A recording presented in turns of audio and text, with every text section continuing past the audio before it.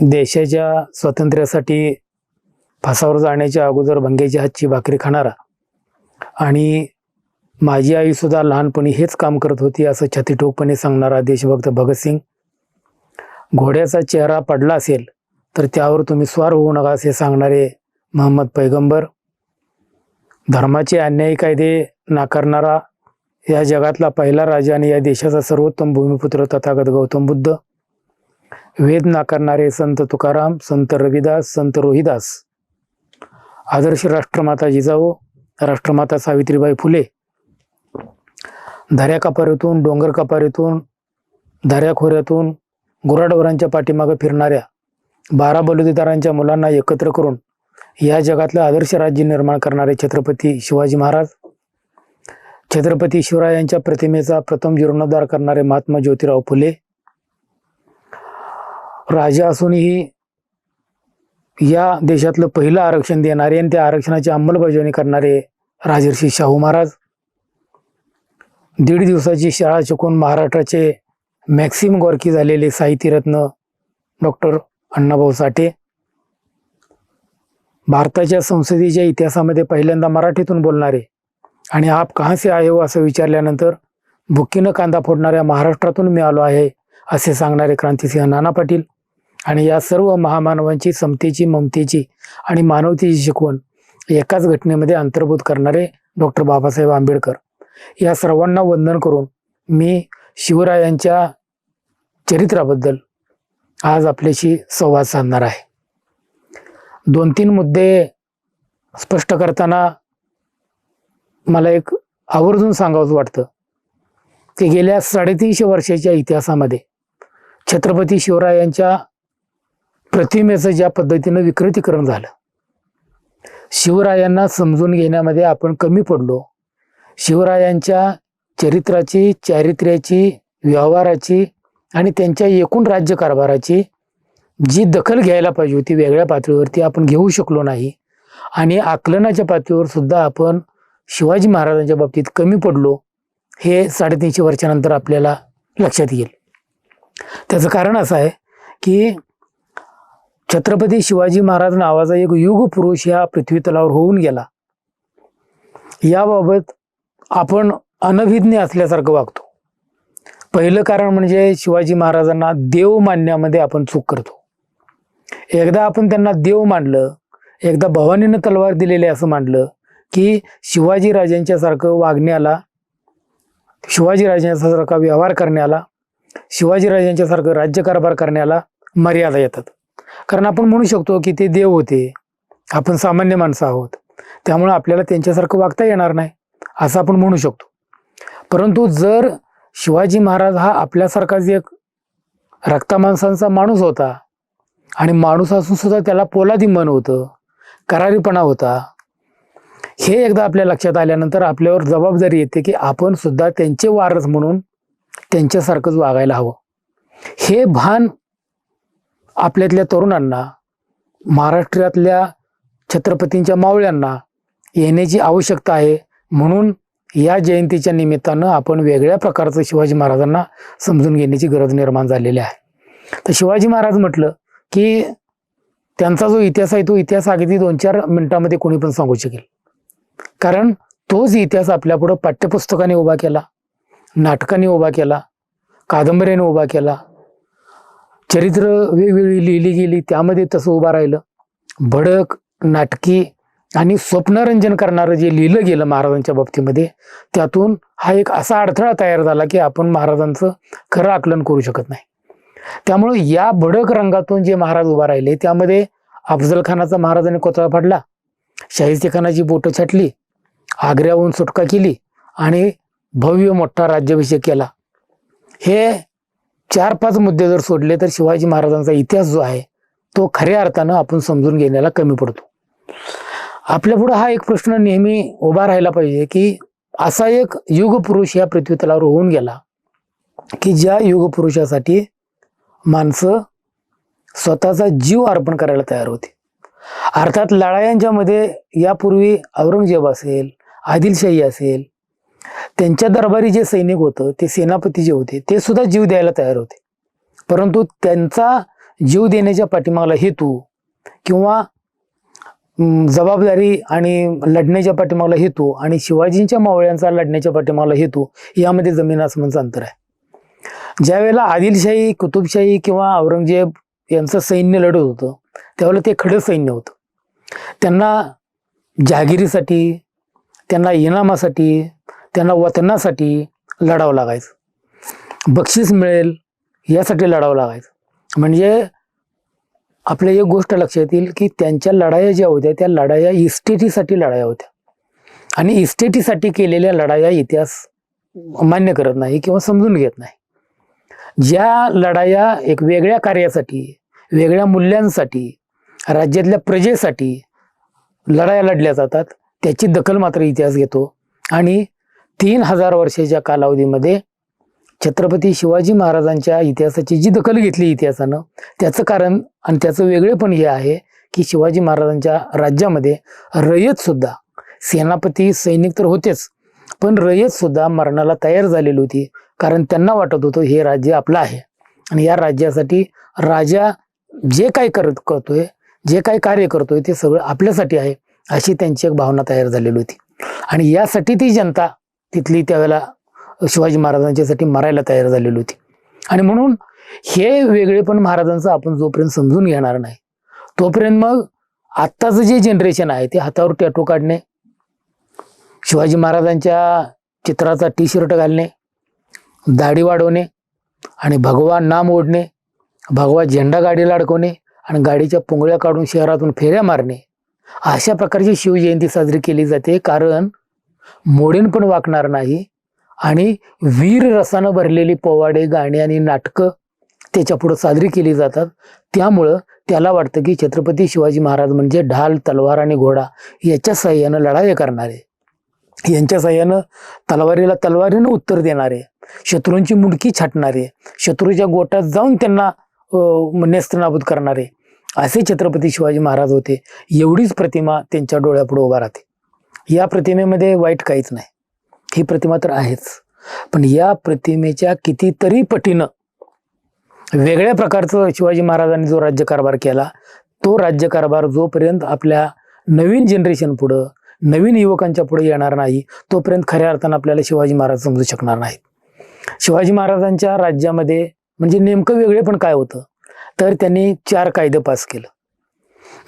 आता आपण म्हणाल की कायदे तर नंतर पण पास झाले, ज्या वेळेला स्वातंत्र्य मिळालं, राज्यघटना अस्तित्वात आली, नंतरही कायदे पास झाले, पण त्या कायद्याची अंमलबजावणी होते का हा महत्त्वाचा प्रश्न आहे.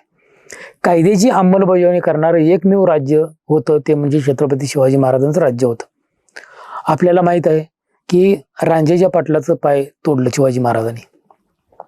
तर रांजे गावामध्ये रामोजी खोडे नावाचा एक कुणबी शेतकरी होता.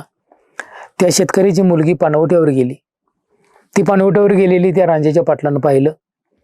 ते पाहिल्यानंतर त्याची वासना जागृत झाली आणि त्याने त्या मुलीवर अत्याचार केले. अत्याचार केल्यानंतर आपल्या जीवनाची राख रांगोळी झाली असं समजून त्या मुलीनं आत्महत्या केली आणि ही बातमी महाराजांच्या कानावर गेली. ही घटना जी घडलेली ती घटना साधारणपणे 28 जानेवारी 1946ला ज्यावेळी महाराजांचं वय केवळ 16 वर्ष होतं यावेळेला ही घटना घडलेली आहे. पुण्यामध्ये महाराजांच्या कानावर ही घटना आली.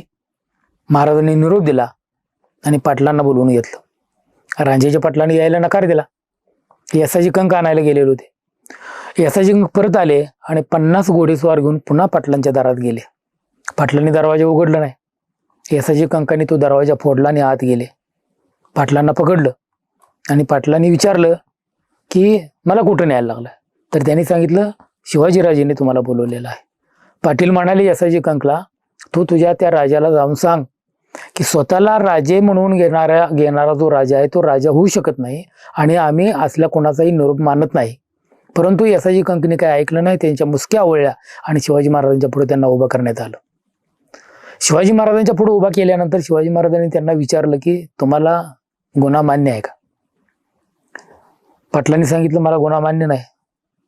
त्याचं कारण असं की गुन्हा मान्य असला तरी पण मी मान्य करणार नाही. मला विचारणार तुम्ही कोण. एक तर वतनदार, पाटील, देशमुख, मिराजदार, कुलकर्णी ही जी वतनदारी होती ती वतनदारी त्यावेळच्या आदिलशाहीनं त्यावेळच्या राजाने नेमलेली वतनशाही होती, त्यांना अधिकार दिलेले होते. त्यामुळे ते पाटील म्हणाले की हे जे गाव आहे त्या गावचं मी पाटील आहे आणि मी पाटील असल्यामुळं गाव माझं बटीक आहे आणि गाव बटीक असल्यामुळं मी गावाशी कसा व्यवहार करायचा हे माझं मी ठरवणार, मला कोणी सांगू शकत नाही. शिवाजी महाराजांनी हे ऐकलं, जिजाऊंच्याकडे पाहिलं. शिवाजी महाराजांनी पाटलांना गुन्हा कबूल आहे का विचारल्यानंतर पाटलांनी सांगितलं की मला गुन्हा मान्य नाही, कारण गाव माझं बटीक आहे. आणि मग जिजाऊंनी खुणावल्यानंतर शिवाजी महाराजांनी सांगितलं की हा जो गुन्हा केलेला आहे तो गुन्हा गंभीर आहे आणि त्याला शिक्षाही तशाच प्रकारची गंभीर होणार. पाटलांनी त्यावेळेला सांगितलं गोतमुखांनी न्याय व्हावा. शेजारी दादोजी कोंडदेव उभा होते.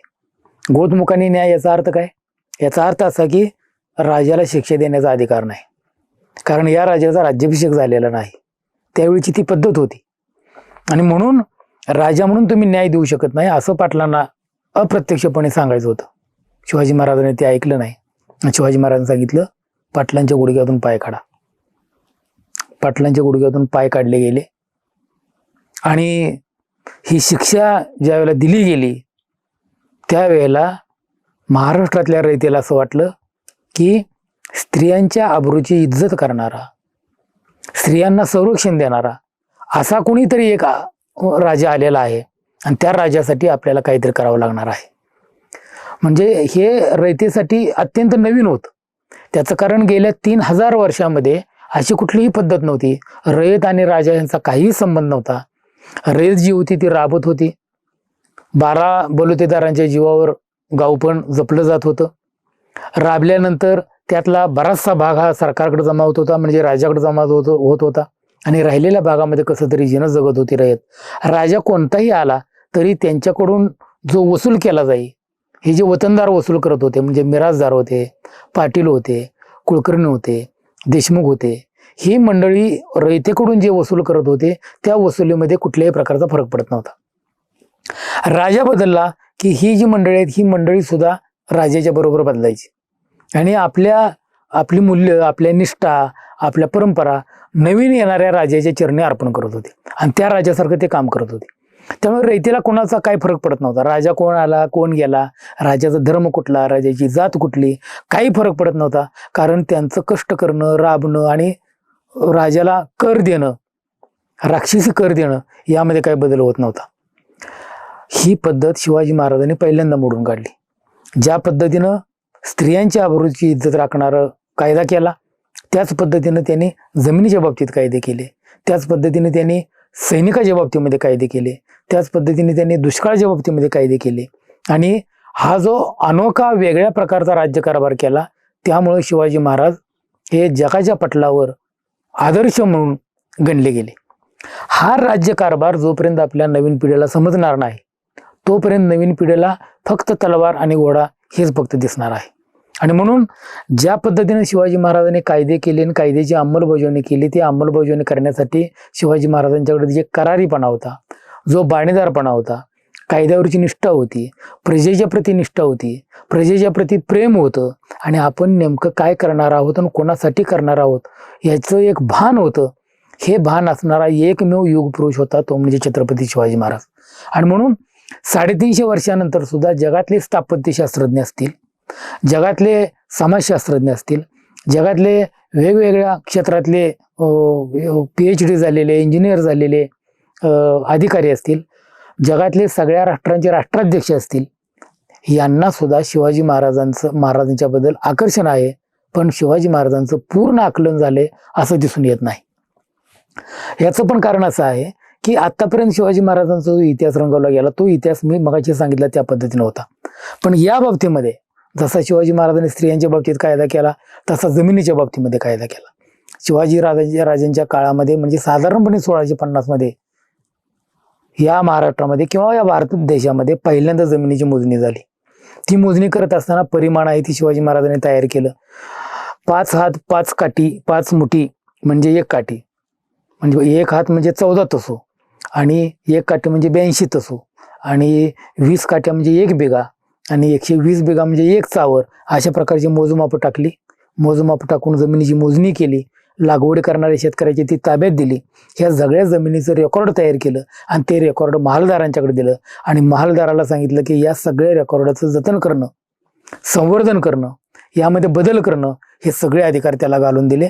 आणि महालदारानं जर त्यामध्ये काही बेकायदेशीरपणा केला तर महालदाराला सुद्धा काही शिक्षा सुनावण्यात आल्या. म्हणजे जमिनीचा कायदा त्याला केला, स्त्रियांच्या बाबतीतला कायदा केला, सैनिकांच्या बाबतीतला असा एक कायदा करून ठेवला की सैनिकांनी सीमेवर जात असताना, लढाईवर जात असताना त्यावेळेला पद्धत होती की एकदा किल्ल्याला वेढा दिल्यानंतर 6 महिने, वर्ष, किती दिवस लागतील सांगता येत नव्हतं. अशा वेळेला सैनिक वारांगणा, बटकिनी किंवा वेगवेगळ्या प्रकारच्या अंगवस्त्र ज्याला म्हणतो आपण, ठेवलेल्या स्त्रिया म्हणतो, त्यांना घेऊन जात होता. स्त्रिया म्हणजे त्यावेळेला पालापाचोळा समजण्याचा काळ होता. तर त्या स्त्रियांना बरोबर घेऊन जाण्याचा तो जो काळ होता, त्या काळामध्ये शिवाजी महाराजांनी कायदा केला की सैनिकांना लढाईवर जात असताना स्त्रियांना घेऊन येता येणार नाही. दुसरा एक कायदा केला की न्यायाधीश आणि पंडित हे सोडून बाकी सगळ्यांना कंपल्सरी, ज्याला म्हणतो आपण कंपल्सरी, त्यांनी सीमेवर जाऊन युद्धात सामील होऊन लढावं लागणार. युद्धामध्ये सहभागी झाल्याशिवाय कोणत्याही माणसाला अधिकारी होता येणार नाही. हा शिवाजी महाराजांच्या काळातला एकमेव कायदा होता की ज्या कायद्यामुळं शिवाजी महाराजांचे जे सैनिक होतं त्या सैनिकांची नाळ प्रजेशी जोडली गेलेली होती. कारण हे जे सैनिक होतं ते दसऱ्यापासून अक्षय तृतीयापर्यंत लढत होतं आणि नंतर आपल्या बायका मुलांच्या जाऊन शेती करत होतं. शेतीशी पण, प्रजेशी पण आणि राजेशी पण त्यांची जी नाळ जोडली होती, ती नाळ नंतरच्या काळामध्ये कोणत्याही राजानं कधीही जोडली गेलेली नाही. आणि म्हणून शिवाजी महाराजांचे जे वेगळेपण आहे हे सगळं वेगळेपण या कायद्यांच्या मध्ये आहे. शिवाजी महाराजांनी जे कायदे केले, त्या कायद्याची जी अंमलबजावणी केली, त्या अंमलबजावणीमुळं आगळं वेगळं एक राज्य तयार झालं की जे राज्य आदर्शवत राज्य होतं. या पृथ्वी तलावरलं एकमेव प्रजेसाठीचं जे राज्य जर कोणाचं असेल तर ते छत्रपती शिवाजी महाराजांचं. आणि म्हणून जरी राजेशाही कालबाह्य झाली, जरी सरंजामशाही कालबाह्य झाली, तरी सुद्धा राजेशाही आणि सरंजामशाहीमध्ये जे आदर्श राज्य शिवाजी महाराजांनी तयार केलं, त्या आदर्श राज्याचे नियम, कायदे कानून आजही आपल्याला असं वाटतं की या लोकशाहीमध्ये सुद्धा त्याची राबवणूक व्हायला पाहिजे, त्याची अंमलबजावणी व्हायला पाहिजे. त्याचं कारण शिवाजी महाराजांचा कायदा आणि त्याची अंमलबजावणी. आणि म्हणून या बाबतीमध्ये आपल्याला जितकं खोलात जाता येईल तेवढं खोलात जाऊन शिवाजी महाराजांना समजून घेण्याची आवश्यकता आहे. या बाबतीमध्ये आपण सबंध आयुष्य जरी खर्च केलं तरी शिवाजी महाराजांचे हे पैलू आपल्या लक्षात लवकर येणार नाहीत. त्यासाठी वेगळ्या पद्धतीने शिवाजी महाराजांचं आकलन करण्याची आवश्यकता आहे.